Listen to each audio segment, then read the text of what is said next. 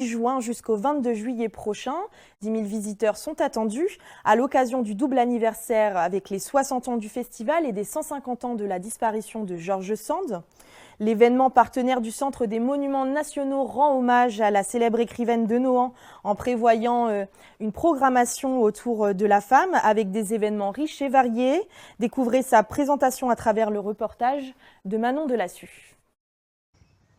Cette année, le festival fête ses 60 ans. C'est vraiment considérable parce que très peu de festivals ont cet âge en France. Cette année exceptionnelle pour nous va se caractériser aussi par le 150e anniversaire de la disparition de George Sand, à laquelle nous allons rendre beaucoup d'hommages, à la fois en invitant beaucoup d'artistes femmes.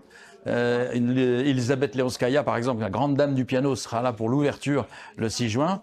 Et puis nous allons aussi créer un spectacle littéraire et musical destiné ensuite à aller dans d'autres endroits. Le festival donc commence le 6 juin, il se déroule jusqu'au 22 juillet, ici même au domaine de George Sand à Nohant. Il y a 12 concerts au mois de juin, il y en a 12 au mois de juillet, donc c'est vraiment une programmation extraordinaire. Mais il y a aussi des concerts hors les murs, donc on pourra entendre certains de nos jeunes talents qui vont aller jouer dans différents endroits pour des concerts qui sont là gratuits. Les concerts hors les murs seront aussi bien dans des lieux comme la chapelle du Vaudois à Briantes, ou bien aussi l'hôpital de Châteauroux. Il y a aussi toute une partie pendant le mois de juillet où on a des conférences qui sont dédiées plus spécifiquement à Chopin lui-même ou à de grands interprètes. Il y aura des causeries-rencontres avec notamment Michel Perrault, qui est la grande spécialiste de George Sand. Cette année, on a ajouté au mois d'août le premier concours international Chopin-Pleyel à Nohant. Ce sont des jeunes qui sont sélectionnés dans le monde entier. Là, il y a 28 jeunes qui viennent de 12 pays, de 4 continents différents, jusqu'à l'Australie, le Canada, la Chine. Il y a un jury international lui aussi qui va écouter tous ces candidats. Toutes les épreuves seront publiques à partir du 15 août jusqu'au 23 août. Le gagnant ou la gagnante aura évidemment des prix importants qui sont à la fois des prix en numéraire, bien sûr, mais aussi des engagements.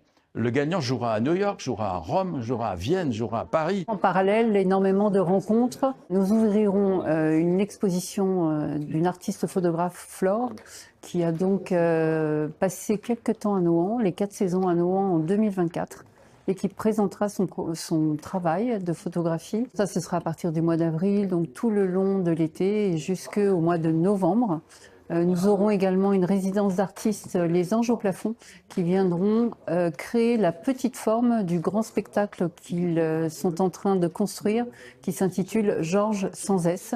Donc ils viendront en résidence au mois d'août et également au mois de septembre.